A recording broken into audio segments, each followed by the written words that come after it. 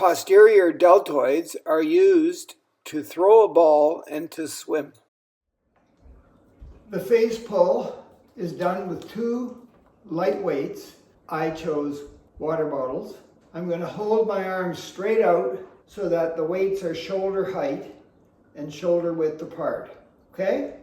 And then I'm going to simply pull the weights in toward my forehead until they're at the side of my head.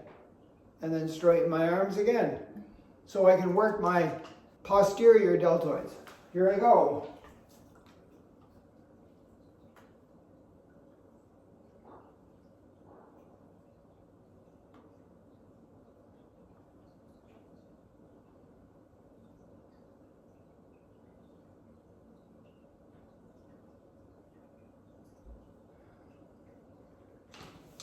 As I do that, my shoulder blades come together and my posterior deltoids, which are at the bottom back of my shoulders, are pulling back. So they're contracting and then they're expanding.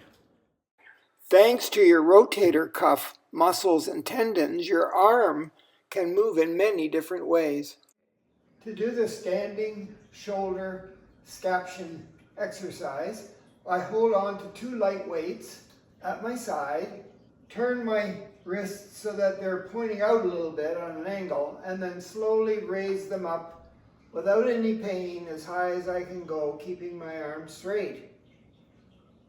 And then when I'm ready, I slowly bring them back down. If there's any pain, I stop and back up. So let's do it as if I had pain halfway up. So say I got my pain here, I would back up a little bit and then come down. But I don't have any pain at this time, so I'm going to do it again. Slowly go out on an angle, straight arms up as high as I can get them, keep them really straight. Wait a second or two at the top and slowly bring them back down. Notice my arms are making sort of a V shape. Let's do it one more time. This is a standing shoulder scaption exercise for your rotator cuffs. Turn your hands out a little bit and keep the arms straight and lift your weights up. Without pain, wait and come back down. You might do 3 of these or 5 of them or 10 of them a couple times a day. The head of your humerus remains stable thanks to 7 shoulder muscles. My shoulder joint has the option of allowing my arm to move in many different directions. For example, if I hold my arm straight out like this, and I move my arm up over my head so it's straight, that's called external rotation. Here's neutral. If I take it away from my torso, that's external, going outside rotation. If I bring it down, it's internal rotation. If I bring it across, it's internal rotation, close to my torso. So here we go. We go external,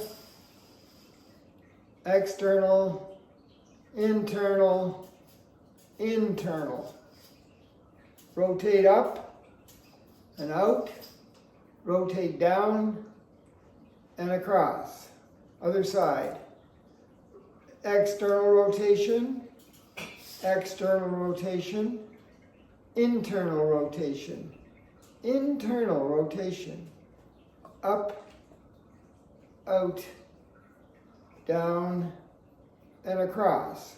So that little routine there, both arms, should be done a few times in a row and several times a day to keep that rotator cuff group of muscles and tendons really healthy. If you'd like to do the same kind of rotation with your arm bent, just take your elbow and stick it to your side with a 90-degree angle at the elbow and go out, external, in, internal, up, external, down, internal. So it's out, in. Notice the elbow is stuck to the side with a bent arm. So rotate, rotate, externally, externally, rotate externally, rotate internally, bent arm, internal rotation, bent arm.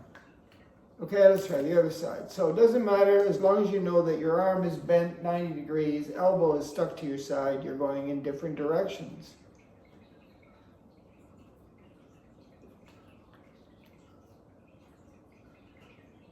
Rotation.